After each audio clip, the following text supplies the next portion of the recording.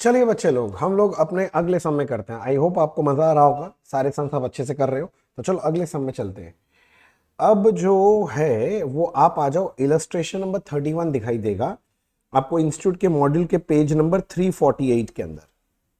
Page 348 में चले गए सर? हाँ हाँ चले गए। ये इलस्ट्रेशन नंबर 31 है। ये आपका वो पीसमिल डिस्ट्रीब्यूशन का सम है सर। मैं इस सम का सोल्यूशन कुछ करके दिखाना चाहता हूँ, क्योंकि यहाँ पर थोड़ा कंफ्यूजिंग वैसे क्या हुआ है, हो सकता है बच्चे कंफ्यूज हो जाए, तो मैं आपको आसान तरीका से समझाता हूँ। देखो, बोल रहा है partner MNP have called upon you to assist them in winding up affairs of partnership on 30 June. Date पर ध्यान देना, ये कौन सा डेट बोला है? 30 जून बोल रहा है, ठीक है। और 30 जून को बैलेंस शीट दे दिया है। देखो 30 जून को बैलेंस शीट में सबसे पहले बैंक बैलेंस है, तो इसको तो यूज करेंगे डिस्ट्रीब्यूशन में। डेटर ये सब दिया हुआ, ठीक है। लोन M का दिया है, लोन N का दिया है, तो ये in the nature of drawings एक तरह से हो सकता है एडवांस बोल लो। इसको आपके कैपिटल अकाउंट से एडजस्ट कर लेना चाहिए। मतलब M का कैपिटल इधर 67 है, इधर M का लोन 12,000 एडजस्ट कर दो, तो M के कैपिटल में कितना बच जाएगा? 67 माइनस 12, यानी 55,000 का कैपिटल बच जाएगा सर।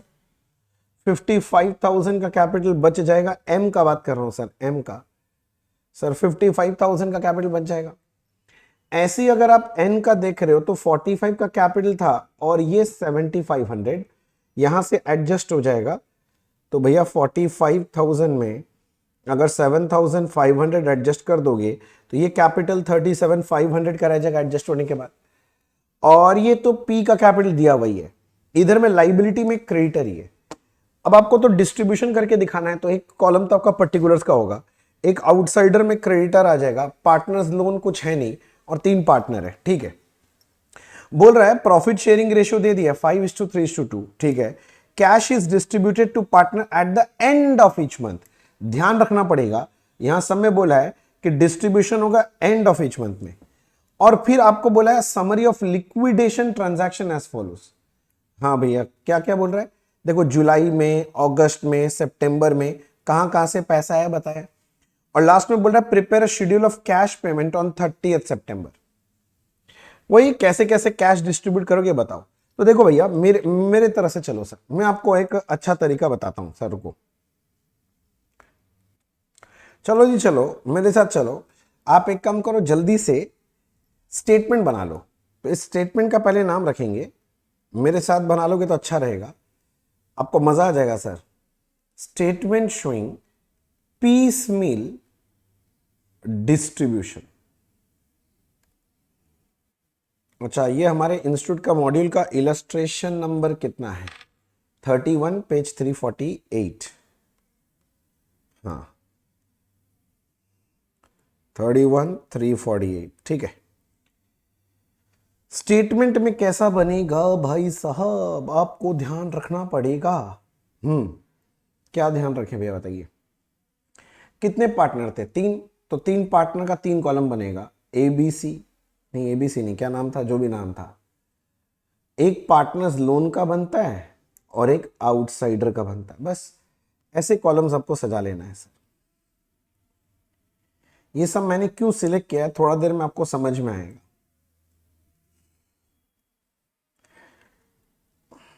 ये सब में मैक्सिमम बच्चा को दिक्कत होता है, और यही इंस्टीट्यूट जानता है, इसीलिए यही देता है एग्जाम में ज्यादातर देने से। तो हमें वहीं पर प्रहार करना है सर। आइए सर, मेरे साथ आप लिखेंगे ऐसे, पर्टिकुलर्स, आउटसाइडर्स, और जिसको देखने का मन है वो देख लो, कोई दिक्कत नहीं है। एक पार्टनर्स लोन का कॉलम बनेगा, एक आपका वो पार्टनर्स कैपिटल का कॉलम बनेगा, और पार्टनर लोगों का नाम क्या था देखने दो, MNP, ठीक है। MNP, MNP, MN और P। हम लोग स्टार्ट करेंगे कहां से? देखो, आउटस्टैंडिंग बैलेंस एज पर बैलेंस शीट। बैलेंस शीट से एक एक आइटम उठा के लिखूंगा। आउटसाइडर में अपने पास है सन्ड्री क्रेडिटर 17,000, तो मैं उठा के लिख दिया। अपने पास क्रेडिटर है 17,000 का, कोई पार्टनर्स लोन तो नहीं है। अब MNP का कैपिटल एडजस्ट करने के बाद लिखना ये वाला, मेरा बात समझो, ये वाला 55, 37, 500, 31, 500। सर 55, 55, 55, 55, उसके बाद है 37, 500, उसके बाद 31, 500। इतना रुपया है सर। अब जैसे जैसे पैसा आएगा वैसे वैसे देंगे, किंतु मंथ के एंड में देना है। आपको पता है सबसे पहले आउटसाइडर को देना चाहिए, फिर पार्टनर्स लोन, उसके बाद जो है पार्टनर्स कैपिटल। और कोई मेथड नहीं बोला तो एचआरसीएम में करके दिखा रहे हैं इसको। एचआरसीएम याद है ना, हायर रिलेटिव कैपिटल मेथड। तो भैया देखो यहां क्या क्या चीज बोला है, मुझे देखने दो। जुलाई महीना, हाँ ये जून में एंड हुआ था तो जुलाई से स्टार्टिंग होगा। तो सुनना, जून में पहले से ही 6500 था, तो ये वाला तो पैसा यूज करेंगे ही। तो अपने लोग यहां पर डेट डाल दिए पहले आपके लिए, जुलाई। जुलाई तो बोला था, जुलाई ईयर वीयर कुछ बोला है क्या? ईयर होगा 13 ही होगा, 2013, जुलाई 2013। अपना जो बैलेंस शीट में वो पिछले महीना का क्लोजिंग यानी इस मंथ का ओपनिंग बैलेंस बच जाएगा। और ओपनिंग बैलेंस आपको दिया हुआ है कितना, 6500, 6500 दिया हुआ था सर। देखो मैं यहां दिखा रहा हूं 6500। अब जो जो बोल रहा है देखो क्या बोल रहा है, और आगे जुलाई में क्या हुआ, डेटर से कलेक्शन होगा 16,000 रुपए का, स्टॉक बेच के आ रहा है 10,000 रुपया। तो मैं एक एक करके बोल रहा हूं, डेटर बेच के पैसा आ रहा है 16 और स्टॉक बेच के पैसा आ रहा है 10,000 रुपया इस महीना में। हाँ सर आगे आगे बताइए। लिक्विडेशन एक्सपेंस 1000, लिक्विडेशन एक्सपेंस सबसे पहले पेमेंट होता है, उसके लिए अलग से कोई कॉलम नहीं बनता है, उसको यहीं से पे करके दिखाएंगे। तो मैं लिख रहा हूं लिक्विडेशन एक्सपेंस, कितना रुपया लिक्विडेशन एक्सपेंस पे करना है, तो मैं बोल रहा हूं 1000 रुपया, तो ये माइनस हो जाएगा। और उसके बाद एक लाइन और बोला था देखो, 8000 cash retained in business at the end of the month. तो 8000 रुपया अभी बांटेंगे नहीं, इसको रिटेन करके रख ले रहे हैं। तो ये क्लोजिंग बैलेंस आपका बच जाएगा कैश का। कितना रखना है, 8000। तो ये अभी बांटेंगे नहीं, नहीं बांटेंगे भैया, नहीं बांटेंगे। तो चेक तो करो बांटने के लिए है कितना रुपया। तो 6500 प्लस 16000 प्लस 10,000 माइनस ये दोनों माइनस, क्या 23,500 आ रहा है।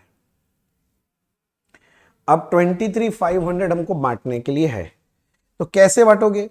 सबसे पहले तो आउटसाइडर को क्रेडिटर को देना है, तो फर्स्ट 17,000 रुपया निकालो और जाके पकड़ा दो तुम अपने क्रेडिटर को। सर पकड़ा दिया सर, कोई पार्टनर्स लोन तो देने का बात है ही नहीं सर, नहीं। तो अब किसको देना है, पार्टनर्स को।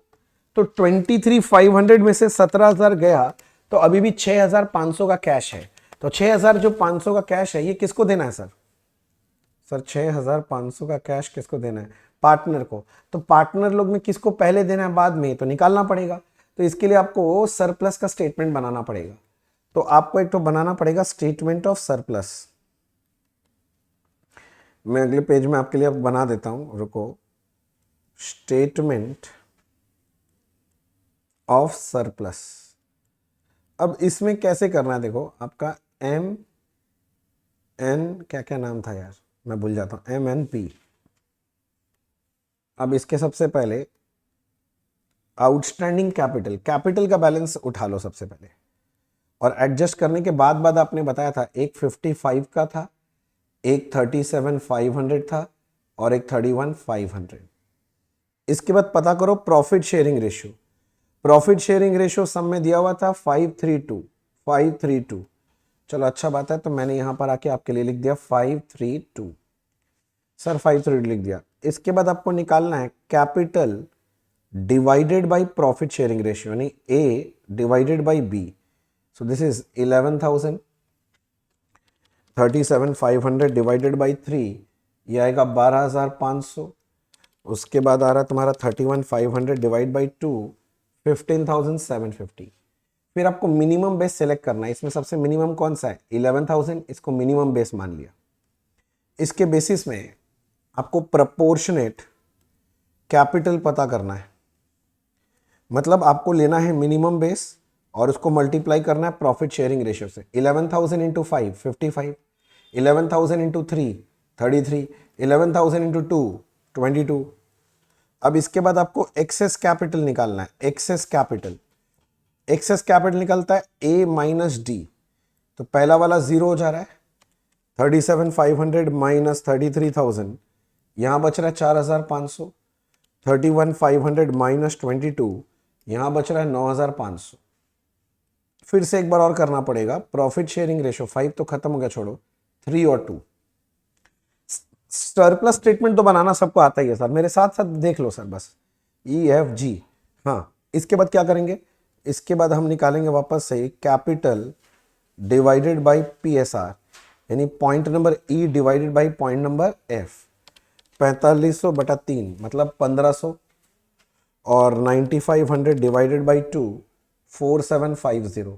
फिर से मिनिमम बेस लेना है। इस बार मिनिमम बेस तो मुझे n का दिखाई दे रहा है, तो मैं वापस से आपके लिए प्रोपोर्शनेट कैपिटल पता करने का कोशिश कर रहा हूं। This will be minimum base multiplied by profit sharing ratio in point number F। 15 3 45, 15 2 30, 3000। और लास्ट में आपका जो एब्सोल्यूट सरप्लस है वही एक्सेस कैपिटल, उसको निकालने का तरीका है point number E minus H। तो पहला वाला कुछ नहीं है, दूसरा कुछ नहीं है, लास्ट वाला में 6,500 आ गया। चेक करो सर, ऐसा आपने किया होगा सर पहले भी।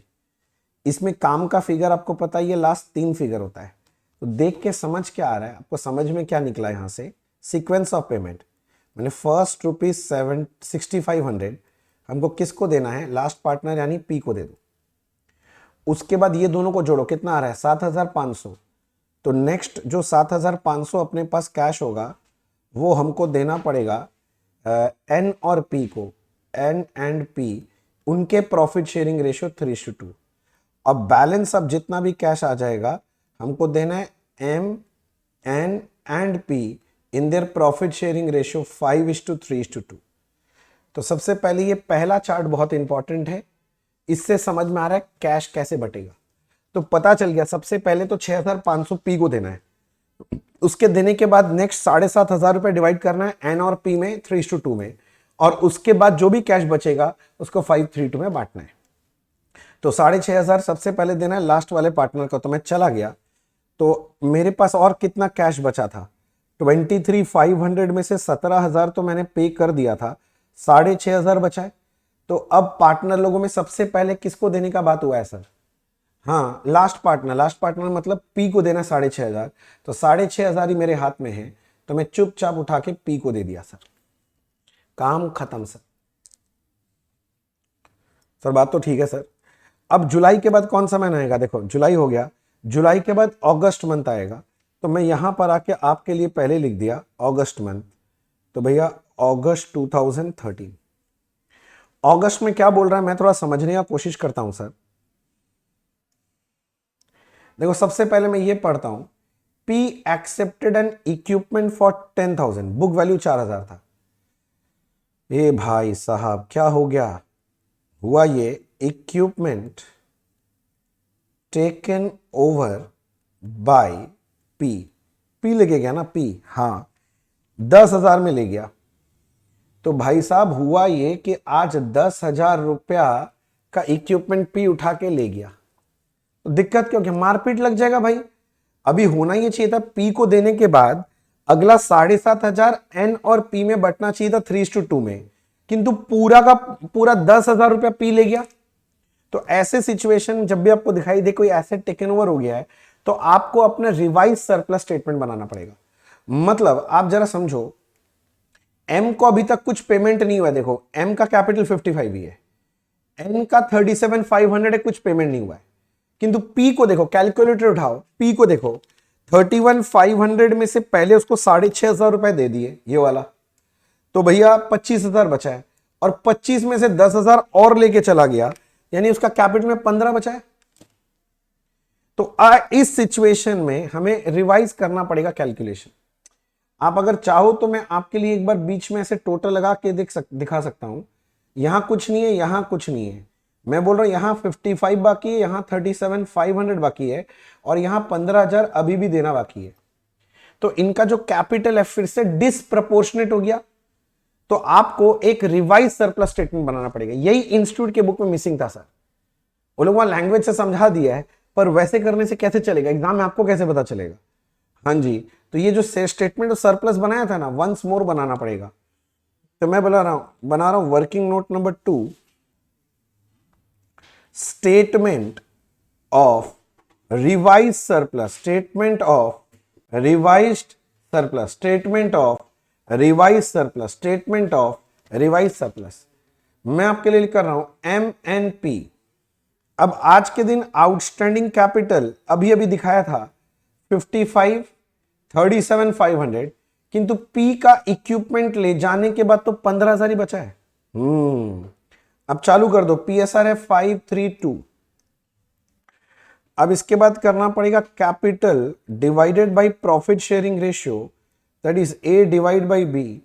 11,000 आ रही है, 12,500 तक कितना था, 30 डिवाइड बाय 3, हाँ ये आ रहा है 12,500 और ये आ रहा है 7,500। इन तीनों में मिनिमम है 7,500, तो इसको मिनिमम बेस बना लिया। अब इसके बाद फिर से वही तरीका है ना, प्रोपोर्शनेट कैपिटल निकालना है, minimum base multiplied by profit sharing ratio. 7,500 गुणा 5, दिस इज 37,500। 7,500 इंटू 3, 22,500। 7,500 इंटू 2, 15,000। इसके बाद मुझे निकालना पड़ता है बच्चे एक्सेस कैपिटल। जो लोग देख रहे हो उनको एकदम क्लियर समझ में आना चाहिए। 55 का कैपिटल में 37,500 मिनिमम है, तो एक्सेस कैपिटल है 17,500।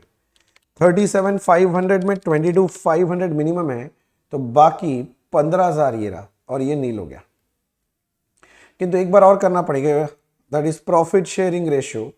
5 है, 3 है, ये खत्म हो गया। उसके बाद फिर से निकालना है capital divided by profit sharing ratio, point number E divided by F। 17,500 divided by 5। मैं थोड़ा तेजी से कर रहा हूं सर, ये आपका मैराथन रिवीजन है, इसमें मैं ज्यादा टाइम लगाऊंगा तो बोर हो जाओगे। 15,000 डिवाइड बाय 3 करेंगे तो ये आ रहा है 5,000। इसमें से मिनिमम बेस कौन सा बनेगा, 3,500। अब वापस से इसके बेसिस में प्रोपोर्शनेट कैपिटल निकालना है। Proportionate capital minimum base 3.5 into profit sharing ratio. पहला वाला आएगा 17,500, 3,500 इंटू 3, 10,500। और लास्ट में एक्सेस कैपिटल, यही अपना एब्सोल्यूट सरप्लस बोलते हैं इसको, excess capital, point number E minus H। यहां तो जीरो हो गया। 10,500 और 15,000 का डिफरेंस है 6,500, फिर से नील हो गया। और देखने के लिए, समझने के लिए ये लास्ट 3 फिगर ही काफी है मेरे जिंदगी में। हाँ यस सर, तो इसमें क्या है भैया, सीधा सीधा बात है, फर्स्ट 4,500 आप दे दीजिए N को। पहले तो सबसे पहले एक्सेस कैपिटल किसका निकला है, M के बाद N का निकला 45, तो पहले 4,500 कैश उसको देना है। अच्छा नेक्स्ट, इधर देखो नेक्स्ट, इन दोनों को जोड़ दो भैया, 17,500 प्लस 10,500, भैया 28,000 आ रहा है। हाँ तो नेक्स्ट 28,000 किसको देना है, M एंड N इन 5:3 उनका प्रॉफिट शेयरिंग रेशियो। इसके बाद जो भी कैश बच जाए, दैट इज बैलेंस, किसको देना, तीनों को देना है, M एंड P इन 532। यानी सबसे पहले अभी 4,500 रुपया कैश मेरे को N को देना है। उसके देने के बाद जो भी कैश आएगा उसमें से 28 M और N को देना है 5:3 में। उसके बाद जो भी कैश बचेगा वो तीनों पार्ट में बटेगा। तो मैं 4,500 देना है N को। मैं इधर आया, मैं कौन से महीने में खड़ा था, अगस्त में। अब सुनना ध्यान से मेरा बात, जुलाई का जो क्लोजिंग था ना 8,000 रुपया कैश बैलेंस, हाँ वो यहां का ओपनिंग बनेगा। तो मैं बोल रहा हूं ओपनिंग कैश बैलेंस है 8,000 रुपए। अब इस साल हुआ क्या क्या देखो, लिक्विडेशन एक्सपेंस है 1,500 रुपया का, तो यहां से माइनस करना पड़ेगा क्योंकि लिक्विडेशन एक्सपेंस सबसे पहले पे होगा और बाहर के बाहर ही पे हो जाता है 1,500, तो ये पेमेंट करना पड़ गया। ठीक है सर। उसके बाद और कोई एसेट बेच के पैसा नहीं है तो इक्विपमेंट लेके गया और कैश रिटेन करने बोला एंड ऑफ द मंथ में 2,500 रिटेन करने बोल रहा है, मतलब क्लोजिंग कैश बैलेंस अभी भी रखना चाहता है लोग 2,500 रुपया। तो अपने पास बांटने के लिए कितना रुपया है, 4,000।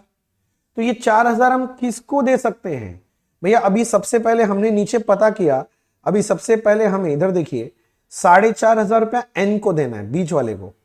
तो ये जो 4,000 रुपया बचा है ये दे दो, यानी 4,000 में से अभी भी 500 रुपया देना बाकी है उसको, उसके बाद ही आगे बढ़ पाएंगे। अगस्त हो गया, आप घुस जाओ सितंबर में। अगस्त का जो क्लोजिंग कैश बैलेंस है वो सितंबर का ओपनिंग कैश बैलेंस बन गया 2,500। आगे देखने दो, 75,000 receive from sale of plant and equipment, ठीक है, तो और पैसा आ गया प्लांट एंड इक्विपमेंट से। कितना आ गया? 75,000 का कैश आ गया। मजा आ गया सर। लिक्विडेशन एक्सपेंस 1,000 रुपया है, नो कैश रिटर्न, ये लास्ट मंथ है और कोई रिटर्न करने का जरूरत नहीं है। तो हम लोग का सर लिक्विडेशन एक्सपेंस बोला 1,000 रुपए का, लिक्विडेशन एक्सपेंस है सर 1,000 रुपए का, देख लीजिए सर, हड़बड़ी का कोई बात नहीं है।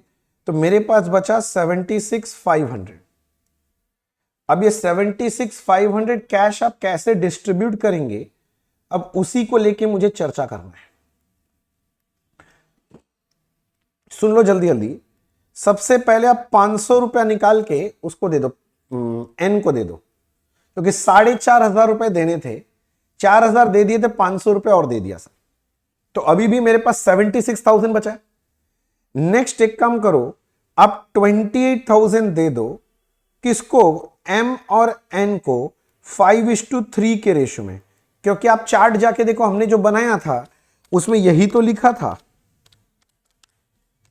यानी एम को 17,500 और एन को 10,500 और दे दो सर। सर दे दिया, सर दे दिया। मेरे पास 76,500 था, पहले 500 दे दिए सर, दे दिया सर, फिर 28,000 दे दिए। तो बैलेंस अब कैश बचा मेरे पास 48,000, वो तीनों पार्टनर में बांट देंगे उनके profit sharing ratio, that is 5:3:2, 5:3:2, मतलब इसको 24 बांट देंगे। इसके पास जाएगा 14,400,